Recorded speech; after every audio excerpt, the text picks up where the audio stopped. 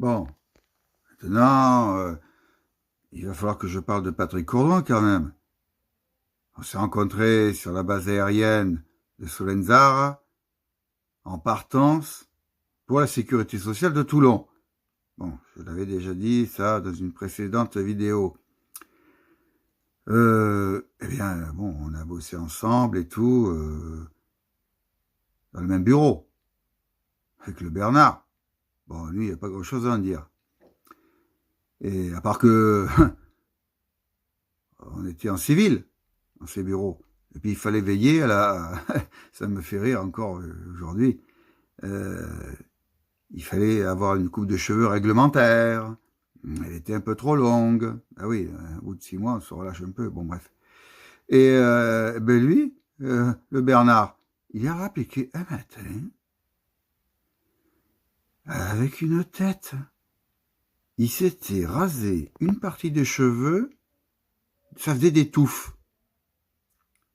On aurait dit des herbes de la pampa. Et en dessous, on percevait le cuir chevelu. On aurait dit une coccinelle. Il s'était foutu du mercurochrome. Ça avait fait des trous. Je sais pas à quoi ça ressemblait, mais peut-être on aurait pu le mettre dans un film de Star Wars. Dans le bar. La fameuse scène du bar. Et il est allé comme ça, travailler. Bon, il était pas bien, le gars. On voyait bien que... Bon. Ça, c'est une petite anecdote. Après, ben moi, j'étais toujours artiste, hein, même à l'armée, même à la sécurité sociale militaire. Et un jour, j'ai amené un petit carton à dessin avec des aquarelles que j'avais faites, une dizaine, figuratives, inspirées un peu des aquarelles chinoises. Des sols pleureurs, avec un petit ponton, des lointains, enfin le thème un peu asiatique, quoi. Et puis dans notre bureau, j'avais essayé d'en vendre 5 francs, la feuille. Bon, les autres, ils s'en foutaient. Dans leur paperasse, là, s'ils veulent, ils nous emmerdent, le jeune, là. Et une dame, je ne me souviens plus son nom, hein, eh bien, elle avait regardé, attentivement, les aquarelles. Ben, j'avais 18 ans, là, hein. Eh ben, elle a apprécié. Et je lui ai dit, vous voulez en acheter une? Elle m'a dit, non, garde-les, tu les vendras à d'autres. Tiens, je te donne 5 francs. Bon, ça m'a fait plaisir, mais ça m'a un peu vexé de l'autre côté. Je me suis dit, ça va pas être si bon que ça. Peut-être, je ne sais rien, moi. Bon, finalement, avec le temps, on aurait dû la garder, hein. Ça aura une petite valeur quand même. Bon, enfin bref, c'est comme ça. Bon, revenons à Patrick Courdoin. Bon, Patrick Courdoin, c'était un taiseux, hein. Il était petit, trapu, bah, il s'exclamait pas, hein. Il était tout dans le feutré, la discrétion. Bon, j'ai connu ça à Paris. Il parlait pas, mais il avait des choses à dire, certainement. Voilà. Et ben, j'avais parlé un peu de ce que je faisais, la peinture, tout ça. Et puis, il m'avait invité chez ses parents, qui avait une maison près d'une maison qui jouxtait façon Marrakech. Il y avait un type qui habitait à côté, là. Il avait dû faire l'Afrique du Nord. Et il avait construit, c'était presque une mosquée. Je me souviens de ça. C'est impressionnant. Un peu plus loin, il y avait la Goubran, la décharge.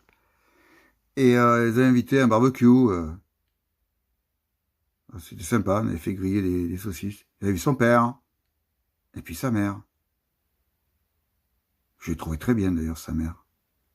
Je sais pas, il dégageait une douceur, une bienveillance dans son regard, son attitude. Je me souviens de ça. Et il m'avait montré sa chambre. Et puis, il y avait, je me souviens, un tableau, une copie de Bernard Buffet, le clown, le fameux clown. Il était bien peint, hein. Patrick Courdoin, il avait un talent de copiste, hein. Il imitait très très bien. Il avait un bon dessin, hein. J'avais vu les dessins de lui. C'était bon, hein. D'ailleurs, il avait essayé d'en vendre aussi, à Hier. Au puce de Hier, il avait essayé d'en vendre. Comme moi, c'est marrant, hein. Moi aussi, j'y étais. Peut-être à la même période. J'avais essayé d'en vendre des choses. Des peintures sur papier, faite à base de caféine, trempée comme ça. J'en avais vendu un. Sur 10. Voilà. Alors pour le reste, non. Un, j'avais offert à la famille de Girousse. Hein, ça lui plaisait. C'était tellement à l'époque de l'échouage de la Mococadix, le pétrole hein, dans la mer, tout ça, la pollution. Et il y avait les mouettes qui se soulevaient de ce conglomérat de café, là, qui était assez épais en bas, presque un caramel, et puis les ailes engluées. Ça leur avait plu, ça m'avait étonné même. Mais bon, comme c'était gratuit, ils prenaient, parce que avant de lâcher un billet, c'était des radins. Hein. C'était bien chez eux. Moi, ça m'a beaucoup instruit. Hein. J'ai vu plein de choses hein, chez eux. Hein. C'était des Provençaux, hein, purs et durs, et cathos. Hein. Ah, Mistral, hein, ils voyaient une passion pour Mistral. Hein. Il y avait toujours une crèche de prêtre, hein, à demeure, hein, pérenne. Hein. Était très bien faite d'ailleurs. Du Philippi aussi, Santon de Philippi, c'est superbe. Tout dans la simplicité. Moi, j'adore les Santons de Philippi. Hein. C'est presque enfantin, mais c'est beau. Voilà, je me souviens de ça. Et puis, il y avait aussi des gouaches de Philippi. Hein. Il y avait aussi des scènes de le tueur. Il y avait des choses. Hein. Bon, mais bon, leur problème, c'est qu'ils étaient un peu radins quand même. Hein. Et bon, une fois, j'avais proposé un tableau, à moi, un très beau tableau, pour échanger avec un petit dessin de le tueur. Eh ben, ils n'ont pas voulu. Hein. Ils ont dit, ah ben, c'est pour l'héritage de notre fille. Pff, dessin de tueur.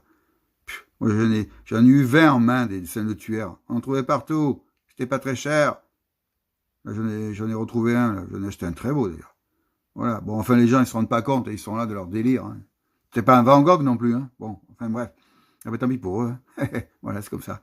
Bon, revenons à Patrick Courdois. Patrick Courdois avait donc un très bon dessin. La soirée s'était bien passée, très bien. Il m'avait montré des photos. Il y avait c'était des diapositives, je crois.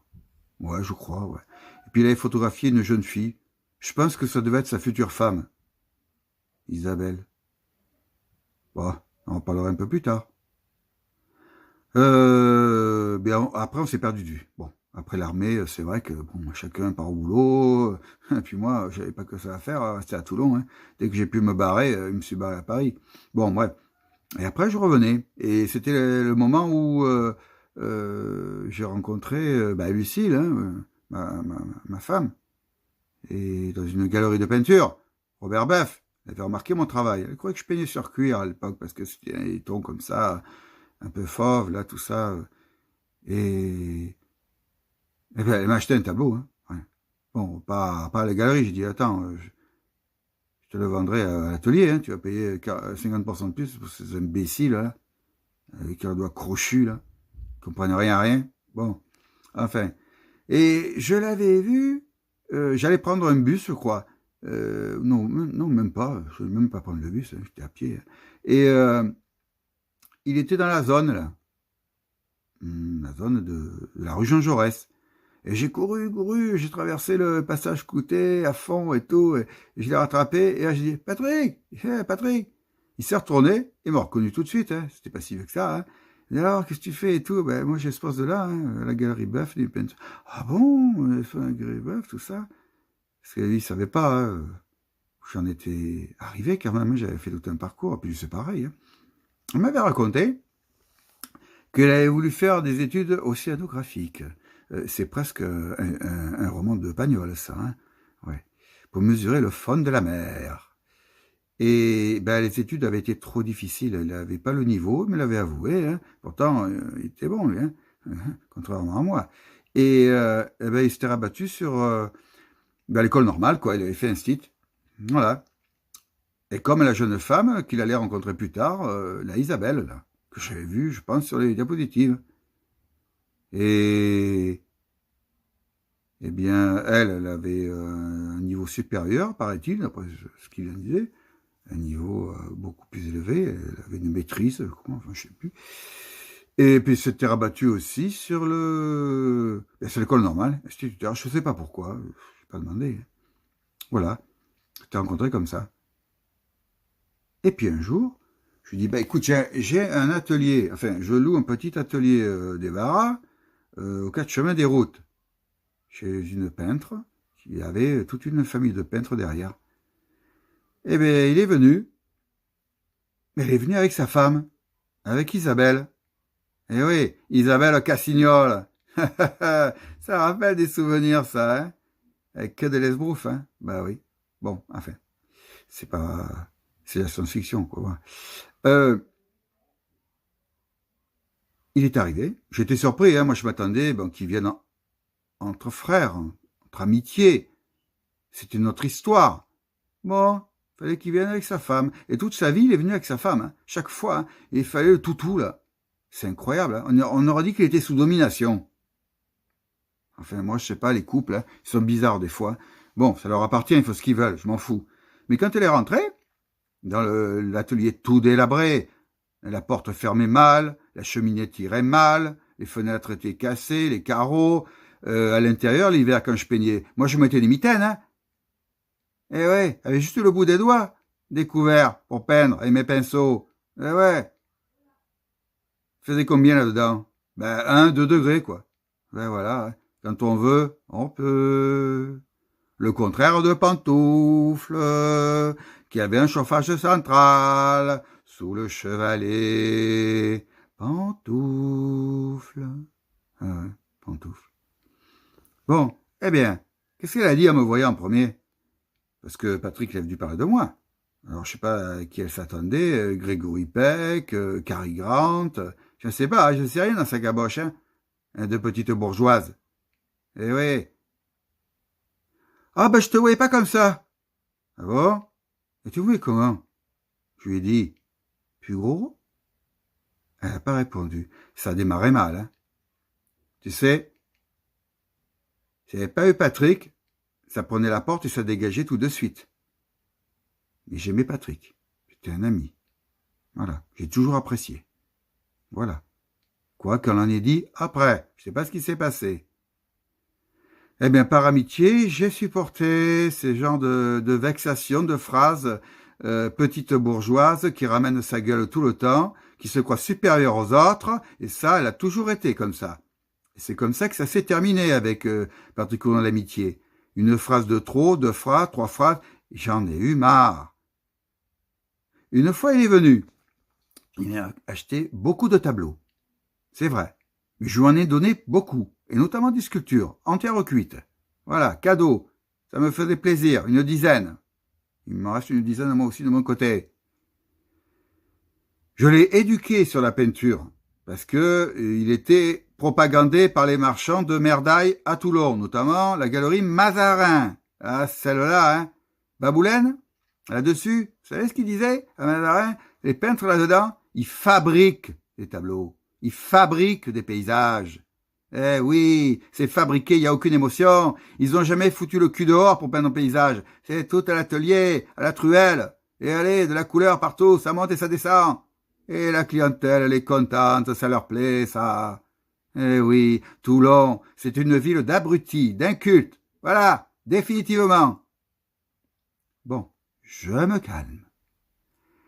Eh bien, je l'ai éduqué, j'ai dit, écoute, Patrick, arrête d'acheter ces tableaux-là chez Mazarin, ça vaudra jamais rien, ça. D'ailleurs, ça vaut plus rien. Mais je l'ai aiguillé vers la bonne peinture provençale du 19e, ou les dessins du 19e. Le Duer, Gourdouin, Nardi. Et après, Eugène Baboulène. José Mange, il accrochait pas. Bon, c'est pas un problème. Moi, j'adore. J'ai toujours adoré et j'adorerai toujours. Voilà. Parce que il y a l'œuvre, il y a l'artiste, il y a l'homme. Voilà. Et tout ça, chez moi, ça me plaisait. Voilà. Lui, il faisait la synthèse vraiment qui me plaisait. Bon, voilà. Et ben voilà.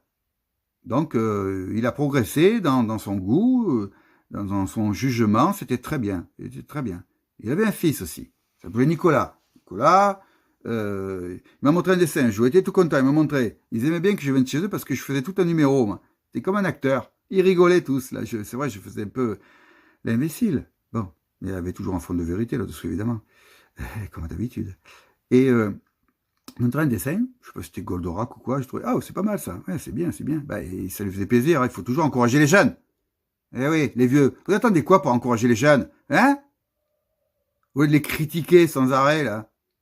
Bon, eh ben, lui, il a fait un beau petit parcours. Bon, il a été stoppé dans son élan pour différentes raisons. Bon. Il a fait une école de cinéma. Après, il a été stagiaire sur des films importants, comme Proust.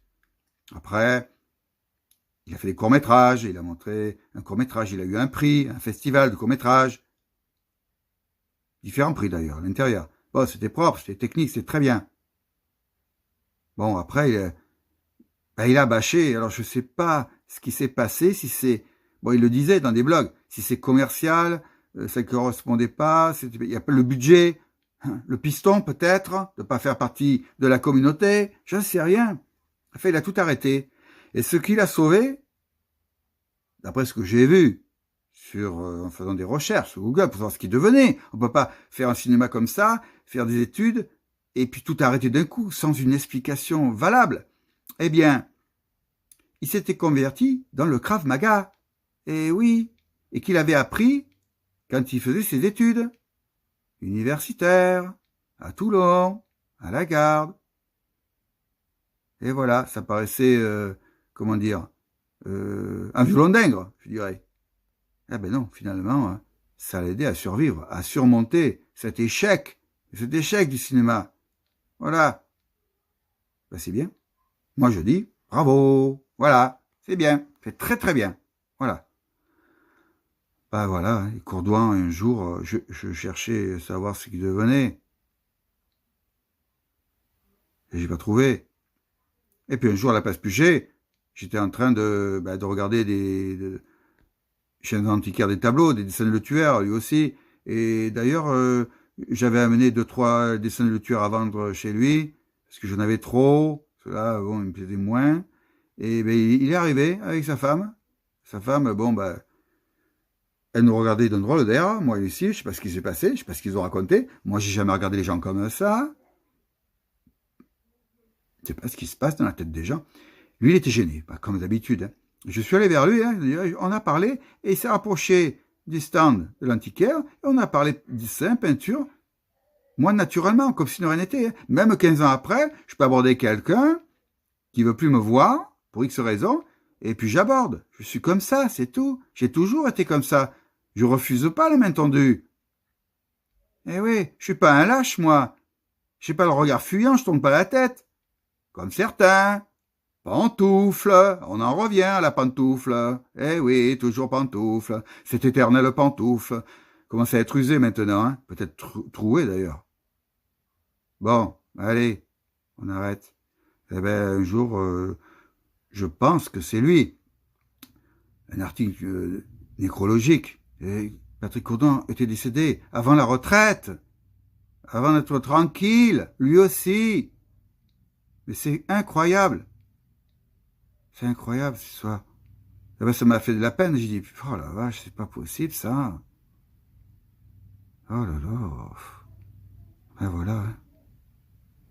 Ben, repose en paix, hein, Patrick. Eh oui.